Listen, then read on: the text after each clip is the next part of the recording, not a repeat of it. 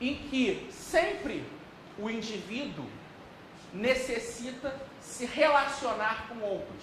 O que é o mercado? São indivíduos agindo, o sujeito da ação é o indivíduo, sempre, ou são os indivíduos. Não existe uma força, não, o Estado agiu, a empresa agiu. O que é uma empresa? Um conglomerado de indivíduos. Tudo bem, muitas vezes esse individualismo atomista, quando tenta entender a sociedade, ele acha que a sociedade é um indivíduo mais dois indivíduos, 3, 4, 5, 6, 7, 8, 9, e é só isso aqui. Esse individualismo interativo, interrelacional, demonstra que essa livre inter-relação de indivíduos cria algo maior que a mera soma dos indivíduos. Numa relação de troca, em que eu tenho o produto A e quero trocar por um produto B, vamos pensar uma troca sem moeda. Eu produzi 10 vidros de geleia de maçã. E eu valorizo aquela geleia de maçã por X. A outra pessoa produziu 10 potes de pepino em conserva, que eu valorizo por 2x. Mas aquela pessoa valoriza o pepino em conserva por X também. E ele valoriza a minha geleia de maçã por 2x. Ele aceita fazer essa livre troca. Na minha cabeça, eu sou o cara mais esperto do mundo. Eu estou trocando X por 2x. Que otário. E ele vai pensar a mesma coisa. Essa interação, na verdade, nós trocamos por mais. Criou-se valor. Eu troquei X por X em termos mecânicos. Mas, dentro dessa inter-relação social, foi uma troca de 2x. 2x mais 2x, 4x. Essa interação no mercado cria riqueza. Qual é o processo de criação de riqueza? Eu volto aqui um pouco ontem, quando eu falei os 4 pilares básicos da economia. Problemas do lado da oferta, problemas do lado da procura, problemas de distribuição e problemas de crescimento. A própria troca no mercado gera crescimento. Não precisava nós termos, durante anos no Brasil, a discussão, e até hoje parece que esses fantasmas não morreram, o ranço cepalino. Alguém aqui não sabe o que é cepal? A cepal é um dos monstrengos de uma mistura de mentalidade keynesiana com mentalidade marxista. É uma comissão de desenvolvimento para a América Latina, que é um grupo de economistas. Raul Prebisch, no Brasil, tinha figuras. A própria Maria Conceição Tavares está viva ainda hoje. Em que, unindo as ideias keynesianas da necessidade de uma estabilidade econômica com a necessidade de crescimento econômico, começam a pensar teorias de intervencionismo estatal para gerar riquezas na sociedade. Então, o desenvolvimento, a criação de riquezas, vai se dar por intermédio de uma ação estatal direta para se criar riqueza e depois o Estado vai distribuir a riqueza. É a própria cabeça do ministro Delfim Neto quando disse: primeiro temos que crescer o bolo para depois distribuirmos. E o pior é que muita gente que se diz liberal repete esse discurso. Nós não temos que crescer bolo para distribuir. O mercado vai crescer, o bolo distribuir, de acordo com as preferências individuais dos sujeitos no mercado. É ordem espontânea. Não adianta eu chegar na minha cadeira, e aí voltamos à ideia do Mises, da construção imaginária, de que ele diz: a economia autista, ou seja, uma economia autossuficiente total, em que todos os fatores são possíveis de ser controlados, só se torna possível em dois extremos. Um individualismo total atomista. Robinson Crusoe sozinho numa ilha. O outro extremo, uma economia socialista perfeita, coisa que nunca existiu. Em termos de brincadeira, eu posso dizer que a palavra perfeito e a palavra socialista são antagônicas, e que o socialismo perfeito é uma contradição em termos.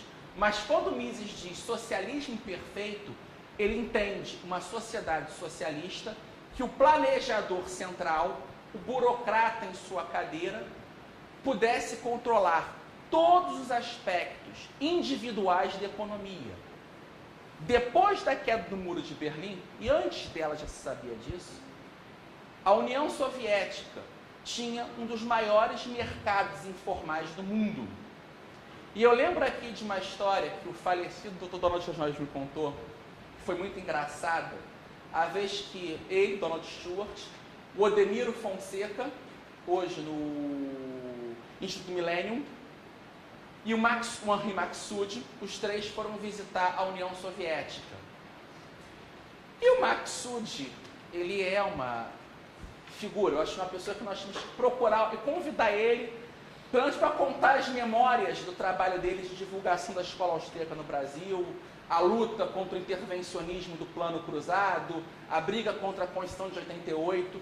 Ele é uma memória viva do que, em parte, acho que a grande maioria dos que estão aqui nessa sala querem fazer, que é, por intermédio de ideias corretas, passar de um estado de menor satisfação num país intervencionista para o estado de maior satisfação num país menos intervencionista.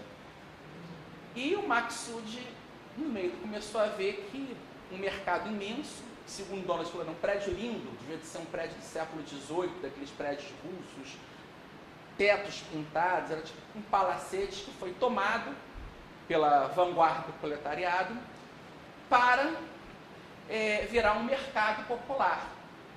E eram imensas prateleiras, de uma ponta a outra. 3 tubinhos de pasta de dente, 5 sabonetes, a escassez total. Não tinham... nem toalha tinha para o banho no hotel, então a escassez total. Então você era no mercado, você tinha dinheiro, porque o russo tinha mania de filas. Vocês são, a maioria que são mais jovens, eu lembro logo numa época do governo Figueiredo, em que tentou-se controlar o mercado de leite. E o leite desapareceu. Então, eu com um irmão pequeno, minha mãe ia com meu pai, meu avô, minha avó, saia de casa às 5 da manhã para ficar na fila do mercado, receber a senha, e cada um só podia comprar 1 litro de leite. Nós tivemos isso no Brasil. Sarney fez isso também. Então as pessoas tinham dinheiro no bolso e não tinham produtos oferecidos em quantidade suficiente. Isso era a União Soviética. E o Maxud, o Donald me contou que o Maxud chegou e começou a fazer um inquérito aos funcionários, acompanhado, né, o regime oficial do partido sempre perto para verificar. E ele falou que pegou umas cenouras que eram mais finas que o dedo de uma pessoa, e murchas, feias. Aí ele, só tem isso de cenoura? Não tem? Ah, não, mas para poder dar para todos tem que ser assim, não pode ter. E falou que os sapatos eram feitos na mesma forma, todos iguais sapatos dos anos 40, época da guerra. E ele perguntou, só tem esse modelo? É funcionária... dizem que o partido diz que se fizer variação, não dá para fazer para todo mundo. Então não vai ter em quantidade para todos. E ele, no final tentou subir num caixote, fazer um discurso contra aquela economia. O pessoal puxou ele e carregou. O Odemiro conta que, depois dessa experiência, ele ajudou uma senhora a vir da Rússia para o Brasil. E quando a senhora, pela primeira vez, ele levou no mercado, na época, o Carrefour da Barra, quando ela entrou no mercado e viu aquelas prateleiras cheias de produtos, de marcas diferentes, na quantidade que ela pudesse comprar se tivesse dinheiro, ela sentou no chão e começou a chorar. Chorar pela vida que foi tirada dela. Então, é muito complicado, às vezes, entender o que foi essa experiência do socialismo real. Toda vez que eu vejo um jovem andando pela rua com uma camisa de Che Guevara, eu tenho um sentimento contraditório. Me dá vontade de ir lá, dar um cascudo no garoto, então ele dá vontade de chorar e abraçar e falar: meu filho, vem cá, deixa eu te explicar uma coisa, e contar essas experiências. Se nós pegarmos a própria era Collor, antes dela, eu lembro de uma época que, é chato falar isso, a gente mostra que tá velho já, né? Em que queijo era queijo Minas, queijo prato e às vezes mussarela.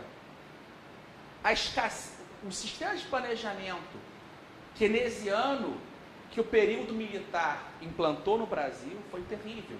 E tirando raras exceções de um Roberto Campos, em alguns aspectos, um Mário Henrique Simonsen, um Hélio Beltrão, a maioria das pessoas, desculpa, esqueci aqui, não posso esquecer, professor Bulhões, Otávio Gouveia de Bulhões, um dos grandes economistas do livre mercado, com essas pessoas não imbuídas na escola austríaca, porque o que chegava aqui, o pouco que chegava de conhecimento no Brasil, era principalmente monetarismo, mas mesmo eram poucos.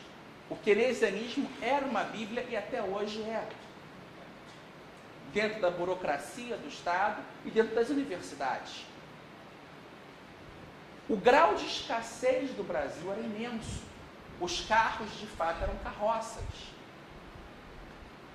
O que um pouco de abertura econômica criou no país, nós vivemos hoje uma situação ruim, mas se esse pouco de abertura econômica já mudou tanto o nosso mercado, imagino o que não aconteceria com mais abertura econômica.